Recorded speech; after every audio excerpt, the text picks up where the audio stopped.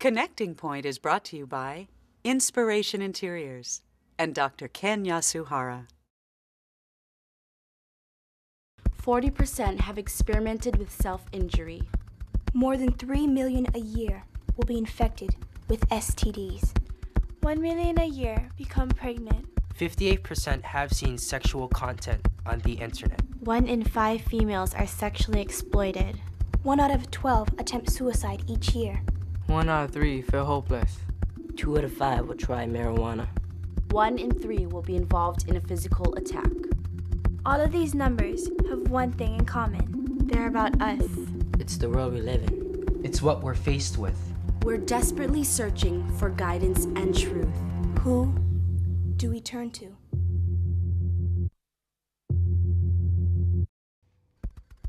This really is a generation in crisis, and that's why today we'll be talking with teen expert and author Danny Holland.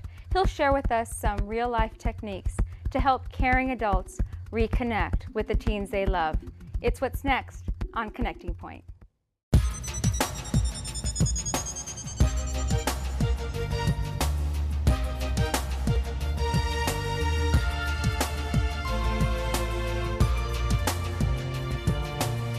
Connecting home, business, politics, relationships, and life to the Bible.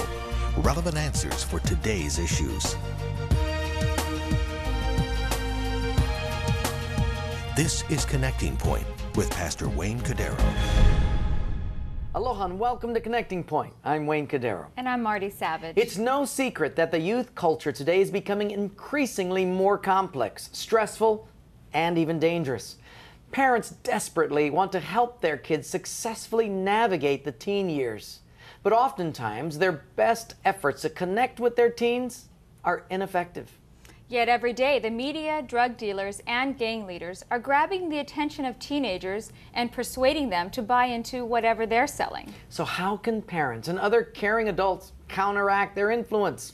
Today, we'll talk with Danny Holland, author of the book Reaching Teens in Their Natural Habitat. He'll give us the inside scoop on how teenagers think, what they care about, and who they listen to. So stay with us. We'll be right back with youth expert Danny Holland right here on Connecting Point.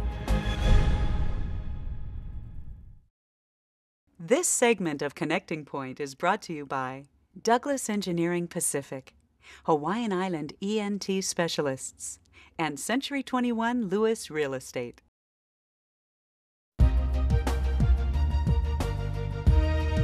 Welcome to this special edition of Connecting Point. Today we have Danny Holland, a nationally recognized expert on youth and parenting. We're glad to have him because that's something that touches all of our lives, our future, our community, our kids. Danny, welcome to Connecting Point. Thank you. Good to have you. Great to be now, here. where do you hail from? Where do you come from? Originally from Virginia. Virginia, all the way over to Hawaii. Now, what brings you to Hawaii?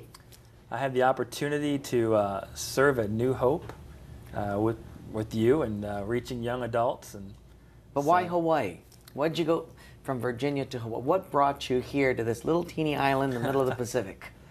Not what most people, what it takes most people to bring them here, I imagine. I had the opportunity to be here many years ago and was able to work with some of the young people in this state, and my heart really broke for them. A lot of them were really struggling. A lot of them were dealing with issues that were very, very difficult, and the time that I was able to be here and work with them, I mean, it really kind of touched my heart, and I really was very anxious to be able to come back and spend more time just pouring my life into young people here. You know, Danny, there's a generation gap in every generation in bygone years, but some say that this generation gap is different. They think differently. This new postmodern kind of generation that's grown up on media more than books and pages and printed matter. Is there a difference in this generation gap that you see? There is. There's a couple of differences. The generations have always changed after each other one, and it's kind of been odd with this generation because young people today are much more relational than the previous generations. I get parents that call me or email me and say, Danny, look, my child is so lazy. They do nothing. They just Is that my wife that called you? No, it wasn't. Okay, No, it wasn't. just checking, you know. But it's true. Parents parents from a generation that are much more product-driven and results-oriented tend to view kids today as very lazy because they're all about relationships, developing relationships. What do you mean by that? Unpack that a little bit more. Is it something that they're given to peer pressure, or they need more emotional embrace? Well, what is it? Not as much. I think with the boomer generation, what tended to happen was they were very product driven, made a lot of tremendous accomplishments in everything from the media and technology to prescription drugs, and went to the moon and wonderful things. Yet a lot of marriages started to disintegrate. So a lot of younger kids grew up without their mom and dad. This is where we got the first term latchkey kids, if you remember back to that. As a result, a lot of this young generation is saying, listen, I don't care if I work at Taco Bell, I'm going to surround myself with people that I want to be with. And they're very much about having that circle of people who can influence them. And with that culture, growing up in that culture, this young generation really values and does everything with groups of people. They're all about who they can be with. Are kids getting better? Or are they getting worse? It's a good question. I think kids are really struggling to find their own niche. Many generations before had a cause. Until 9/11, this generation really didn't have much of a cause at all. But kids in general, growing up in that environment, have really lacked the opportunity to really find their niche. So I think overall, some of the issues they're dealing with are the same, yet some of the things they have to battle with those issues are more difficult. For instance, a generation ago, if a child was involved in pornography, he had to stumble onto a magazine and go buy it. Today, our kids are actively pursued by pornographers and trying to trap them through the internet and things like that. So the threat's not somebody in a trench coat at the playground. The threat is somebody coming into their bedroom over the internet. So you've got a different influence then that's targeting Absolutely. these kids, which causes them to think differently. The promiscuity, I mean, on MySpace, you know, you go right there to the internet, and kids blog about themselves in some pretty intimate ways there. Absolutely. And it causes some pretty immoral, illicit kinds of relationships to take place. It does. It really fuels it because kids on MySpace can try out different identities that they wouldn't necessarily, maybe even face-to-face, try. So they try on different identities and see what really fits, what their niche is. So MySpace is a community. It's no different than the mall or something like that, a different arena. I have parents ask me all the time, Danny, should I let my kids be on MySpace? And I feel if parents won't trust their kids at the mall or feel like they can't, they really should be leery of their kids being alone on the internet. I was in Japan, and there's a park there called Yoyogi Park where several times during the year, young people will come dressed up in another identity. They'll come in, one will look like a nurse, another guy will look like a policeman. And I mean, they just have costumes, and then they actually live this way for the whole day like they're a cop. You know, and I mean, sane kids thinking they're a nurse, and they'll walk around, another one will, you know, dress up in a cowboy uniform or outfit, and they'll just kind of saunter around. And I'm thinking, they're not like playing. This is really what they want to try out. Why is it that we want to try out new identities? What's going on in the psyche? For kids, it's really crucial that they do that. It's not something that's a fault of theirs. It's really the way they're designed. They, around 14 to 20 years old, they take all the values they've accumulated throughout their life from their parents, from their church, and they say, what am I going to keep as mine? Between those ages, they try those values out by a process called socialization. So they want to socialize and try out different identities and see what fits for them. So it's really a very valuable time for them. But parents can see their kids go through some things that are very different from their values, which can be very startling. So I always recommend parents really try to get their kids involved in environments and circles where they won't deviate as far, whether it be a youth ministry or be involved with other kids who are of very similar faith, belief, so they won't deviate as far in those circles. Danny, tell me a little bit more about these new identities. I see even recently on the Jean Benet case where John Carr, who said, I killed her, admitted to it, find out later that the DNA samples that they had don't match. It's almost like he's trying to be someone he is not. People have a tendency to try on new identities. Now, when our kids were young, they'd go up to grandma's attic and try on different things at 4 and 5 years old. Now they're doing it at 25 and 29 years old. And some of them are really entrapped by that type of environment. You'll find sexual predators are really, they build a world around themselves that fuels that. And unfortunately with the internet, it's very easy. From the Man-Boy Love Association's website to other websites similar to that, you name it, it's out there. There is one website with nothing but fathers who have improper relationships with their daughters. A whole website devoted to that. And in that group, there's like 70 different fathers. So you can be validated in just about anything. And these type of fantasy-related Are they trying to give credence to that on the website? Like it's okay? I think it does. I think they want that validity. I think we live in a world today, kids are growing up looking for truth. And there's no boundaries that a generation ago we had. There's no societal boundaries. In America, many times it's the attitude of anybody who says this is right and this is wrong is violating the freedom of our country. And unfortunately, it's the children who really struggle with that because they want to know right from wrong. But it's not really right to ask the question, what is right from wrong? So what's happening now, the parameters that used to be guiding our lives have been far removed to not MySpace, but outer space. Exactly. And so these kids can't get their footing now. Right, they're in a round room with no doors or windows, and they're feeling along the walls just trying to find what truth is.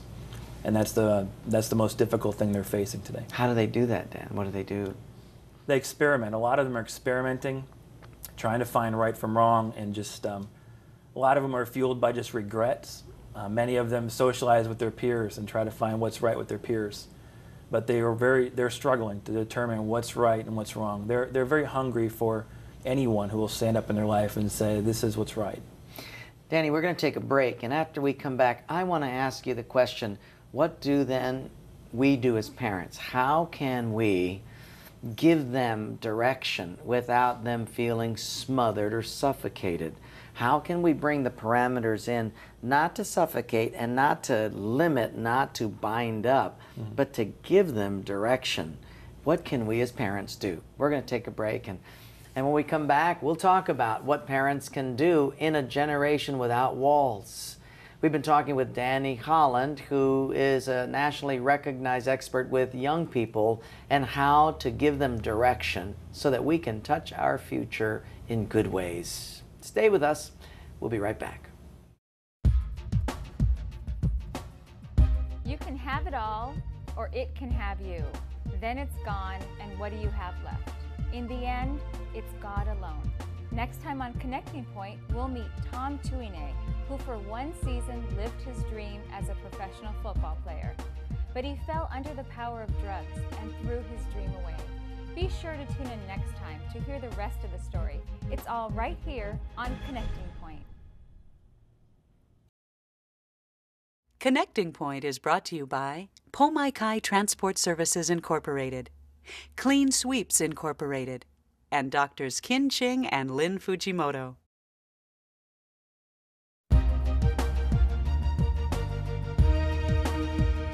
Welcome back to Connecting Point. We're with Danny Holland as we speak about our future, youth, and what influences them for the positive and what influences them for the negative. Danny, thanks so much for being with us and helping us understand this new generation and the generation gap. Now, you said something, you said that one of the most dangerous influences on our teenagers, our kids' lives, is the media. Yes, that's right. Why are you saying that, and what does that mean? Well, media is not the same as it used to be years ago. Everybody, when Elvis shook his pelvis, got upset, and then the Beatles wanted to hold hands. And today's music is much it's much raunchier. It's very some of the messages are just blatantly destructive, and that's a problem because kids listen to 12,000 hours of music between 7th and 12th grade. 12,000 hours. They only spend 11,000 in a classroom, kindergarten through high school. So they get more education from their media, just music, than they do actually from their schools. And that doesn't count television time and screen media. They spend an additional 19,000 hours in front of a screen, whether that be a computer, movie, television, or video game. So they're consuming media. And in fact, just the video is about 30 hours a week. So that's a tremendous volume of information and of media that's coming into their minds. So it has a lot of force and a lot of effect on them. Or with Xboxes, etc., mindless staring at a screen that amounts to nothing. And then with the advent of the iPod, it is even going to increase more. Sometimes as parents, it seems like we relegate our children to technology as surrogate parents, because if I can plug an iPod into your ear, I don't have to mess with you for 4 hours. I don't have to supervise you. I put you in front of a television, I don't have to supervise you for a day. And then what happens is technology's raising our kids. What's going to happen to our future?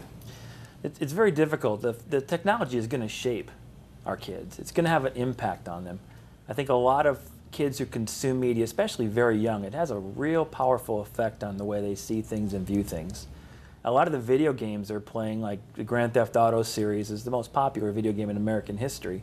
But the themes are consistent, just prostitution and murder. A lot of kids who play those games tend to see the world as more violent, and they tend to actually act out in violence more often. So it does shape them, and when parents kind of surrender and pull back, and just for that extra 45 minutes of time to get something done, put something in a television, it does continue to shape our kids. Their recorders are going, even though we're not giving a nice pep talk. You know, our generation now seems to be what I just term a dropout generation, because you've got the advent of the computer, and before there's regulation that comes in for these websites, fathers with inappropriate relationships with their sons or daughters, and all of these different websites, MySpace, before it's regulated, our generation can get onto it. And then later on, our government says, whoa, that's pornography. Oh, that's unacceptable. Right. Well, there's a dropout point where our kids go through all of that and catch it and swallow it. And other things like Grand Theft Auto, you know, you've got all of these weird terroristic things happening, and pretty soon we say, no, we can't have that, and they put regulations. Well, we've got a generation that's a dropout generation because they catch it before any regulations take place. That concerns me very much. And everybody points back to the parents at that point. No matter who you talk to, they'll say, well, it's the parents' job to determine whether or not their kids should play this game. It's the parents' job to regulate what they're watching on television. It tends to be a lot of different sources, and people who have a level of responsibility tend to skirt it and kind of push the blame directly back on the parents. Isn't it tough for parents, though, to regulate, Danny? Because here in Hawaii, most parents work jobs. Absolutely. Both parents work. Sure. So the kids come home, and what do? How do we regulate that? What do we do? How shall we as parents parent this generation? I'm glad you asked. There's a couple things you can do that are very effective. The first one is the parenting style. Parents typically, when they're young, when kids are very young, they will be very dominant. They'll say, Billy, clean up your room. Do this and then do this. And they give direct things to do. When children get a little bit older, the best method to use is a real influential parenting method. In other words, coming alongside our kids and helping them navigate their world. Technology is changing so rapidly, and our kids are staying up with it. The only way as parents we can really hang with that and help them navigate their culture is to come alongside them. In other words, make my space our space. Come alongside them. Know who their kids' friends are online. Know what they're watching and why. Help those children determine right from wrong. Help them see what's positive, what's negative, what can help their life, what can hurt their life. In that way, kids, when they're in our absence, when they're not around us, they can make positive choices. They can make the right choices to watch things. Because we've not just taught them what was right and wrong, we've taught them how to navigate what's right and wrong. And that's really important. What about time constraints? Parents working so much, and we say you need to be with your kids, and a parent is saying, when am I going to have time for that? I don't have time for that. Yeah. Well, the relationship we have with our child, that is the roadway into their life. If we want to get a message to our children, it's going to have to come through relationship. So that is absolutely vital. But there are many single moms, single parents, parents working extremely hard, where they don't have the actual quantity of time to spend with their kids. The best thing to do is when you are with them, be with them. Make sure you're all there. Turn off the cell phone. Shut down the computer and spend time with them. Parents need to be intentional with their kids. They need to make every moment count in developing that relationship, because that's how kids spell love. That's good. T-I-M-E. Danny, what about warning signs? Are there any warning signs that parents need to watch for when their kids are starting to drift? Sure, especially the breakdown of that relationship. Any abnormal need for secrecy is a big red flag. Watch their friends. If you know who their friends are, watch them, because that's a telltale sign of what direction they're heading, because those are the friends they're choosing. Also, find out what music they like to listen to, because music today is not just something they enjoy, it's a creed. They wear it on their shirt, they wear the clothes and the styles because they're communicating a message. They're saying, this is what I believe, are you like me? So watch for the creed they're really subscribing to, and ask some questions like why? Why would they choose that? And just begin to study them. Actually study your children. That's the best thing you can do. I think one of the breakdowns in the American family today is the loss or the death of traditions. We don't spend Christmases that much anymore. We don't eat dinners together. Breakfast meals aren't taken together. The tradition of even going to church, you've seen that disintegrate, where it used to be, that's like the last tradition, American tradition of going to church as a family. That's no longer there. They just hardly ever spend time with one another. And what can they do? How can you recreate some of that tradition, maybe, where you say, hey, every Sunday night we're going to have dinner together? Right. Can you do that? Would the kids respond to that? They love it. Kids, there's nobody in a family that wants a relationship or wants family more than the children. What children will do to get family is unbelievable. Whether it be a fake version in a gang or some kind of relationship, they want that bond. The happiest kids I've ever seen are the ones who have family. Statistically, if you just have dinner with your kids, they're at a tremendous reduction in risk of suicide, illicit relationships, and it goes on and on. So tradition is vital. And kids love it. They want it. They want that time with their families. Danny, you've written a book recently called Reaching Teenagers in Their Natural Habitat. You said something in your book, it's not peer pressure or media influence that'll cause kids to self-destruct. It's the death of a dream. Tell us about that. I've interviewed hundreds of kids who are using drugs, and I really wanted to know why. They're from various families and different breakdowns, family situations. As I would interview them, I found out one common element was the lack of a dream, the disbelief in their purpose, their dream. I could see the light go out as I would interview them, and I could just watch it kind of get dim as they would tell their story. Because often we tell kids, listen, stay away from drugs, they're going to ruin your life. And what's that child thinking? My life's already ruined. You know, why? Because drugs work. You will feel better if you use drugs. They work temporarily, and then there's a backlash to it. And so a lot of our young people make destructive choices because that dream has disappeared. If we want to drug-proof our kids, if we want to teach our kids to really make every moment count in their life, take their academics seriously, we need to find that dream, that special reason they're on earth, and we need to just fuel it and pour ourselves into it and coach them and encourage them. And as they rise up in that, they're going to see, this is the reason I need to keep myself pure. This is the reason I need to protect myself and protect my future. Those are the kids that really step into right choices. Danny, thanks so much for your help. Thanks for your advice. Thank you for doing that book so that we can even follow up. Thanks for your heart for kids, which really is a heart for our future. Thank you. We've been talking with Danny Holland, who is a nationally recognized expert on kids and parents, the founder of Parent Teen University, something that will help parents to raise their children, and along with his newest book, Reaching Teenagers in Their Natural Habitat. Well, stay with us. We will do a summary of what you can do to reach your kids and keep them healthy. We'll be right back.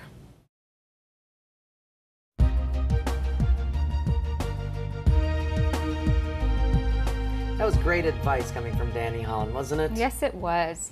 If you could summarize some of the things that he talked about that we could do as parents, what would they be? You know, the first thing that I recall is that he said we've got to get to know our kids. A lot of us don't even know our kids. We don't know what they're doing, the things that they're doing on the internet, their homework assignments, zero.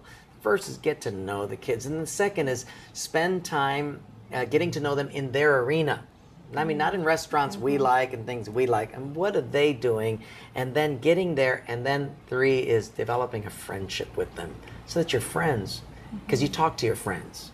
You don't talk to parents. You talk to friends. And if a parent can be a friend, they will be able to relate to their son and daughter and have an influence on them. Great advice for all of us as we touch our future through our kids. Well, from all of us here at Connecting Point, until next time, may God richly bless you as you walk with Him. One caring adult can change a child's life. 47% of teens say that their parents have the greatest influence on their spiritual lives. There is hope for our future. There is hope for our future. 70% of teens talk daily about important life issues with their mothers. There is hope for our future. There is nothing your child wants more than to have quality time with you. It's never too late to repair a broken relationship. There is hope for our future. There is no greater influence in the lives of children than their parents. We can change our world by starting with our home. We can change our world. We can change our world. We can change our world. We can change our world by starting with our home. Connecting Point is sponsored by Marcia Nadlin Salon and Spa.